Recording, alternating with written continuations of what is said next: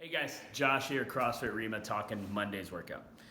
Here in a second, we're going to talk about the squats that are in the metabolic conditioning part of the workout and maybe some range of motion stuff that can become quite apparent as we go through it, or some of the reasoning for it. So stick with us. We'll go through the warm-up first, then when we get to that, we'll hit onto that piece. So first off, Monday's warm-up is going to start with a hold. I'm going to get to one side of the object that I'm going to be using for the workout. And again, if I don't have an object, I can totally do this another way. I can do it on the ground, but the hold is going to be a Bulgarian split squat hold for 30 seconds per side if I can. If I need to make it a little bit shorter, that's okay. I set it up to where I'm in about a 90-90 position. I go down until I'm close to the bottom, and I stay upright, and I hold that for, again, about 30 seconds on one and about 30 seconds on the other. Now my next position that I'm going to get into is going to be my inchworm. So I get down, walk up, come back, walk back down, so on and so forth.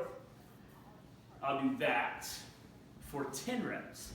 So far, I have my 30-second each leg Bulgarian split squat hold, 10 inchworms. And then I use my object again as a step over. So I get up to the side of the object that I have. I take my knee nice and tall all the way around.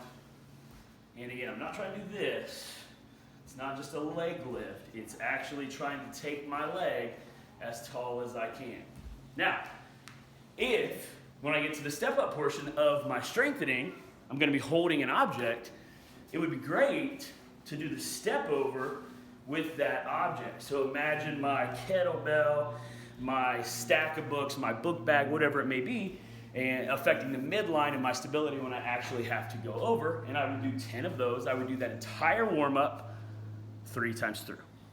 Okay guys, so for my strengthening component, I have 10 to 20 step-ups, that's per side, followed by 20 V-ups. Now, the reason that the 10 to 20, that's a big number difference, is if I have something to hold, or if I don't. So if I have an object that can make this quite a bit more difficult, I want 10 per side.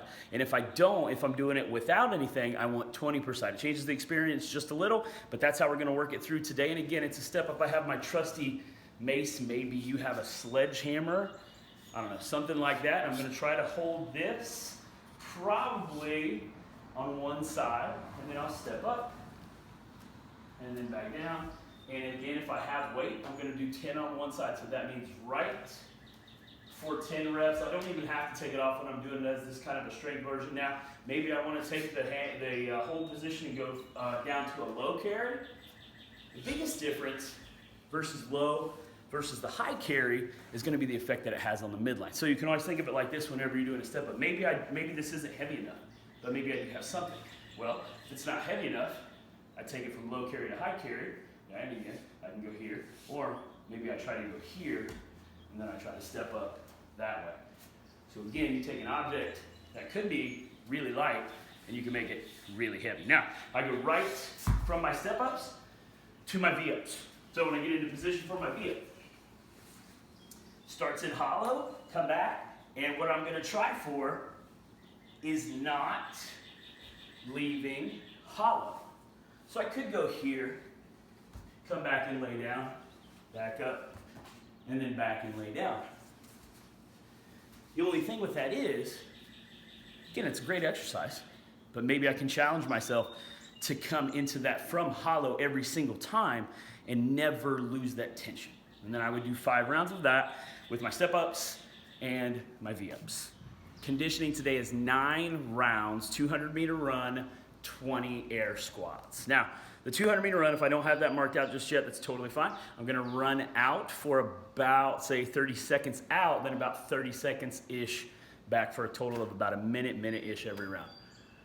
We've talked a lot about the pacing thing, so if my first one's 30 seconds, and then my 7th one is a minute and 30, I really need to calm that pace down and find some sort of uniformity between all the runs. But let's talk about the squat, and that's what I really want to dial into today. So watch the squat piece, okay? So I set my feet up in squat position, which is going to be just outside of my shoulders. Now, I try to point my toes forward. I can always go out a degree or two to give my hips some sort of ability to channel. But either way, I try to get my toes pointing forward. Then I get all the other points of performance, meaning my whole foot stays flat, my knees go away from each other, my lower back is rigid because my midline is on, I have a weightlifter back, and I can go here and then stand all the way up. And one thing you're going to notice is the depth, right? I should be making it below parallel, but not only that, I should be making it to the bottom of my range of motion.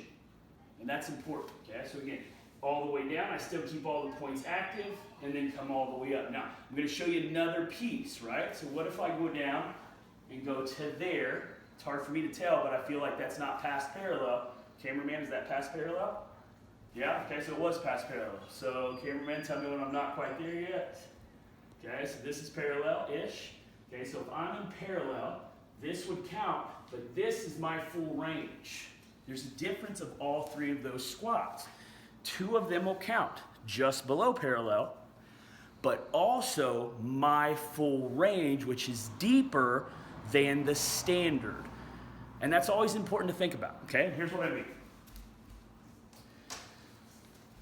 So we're going to have this trusty diagram of my athlete who's either just above parallel or just making standard, but not necessarily getting their full range of motion.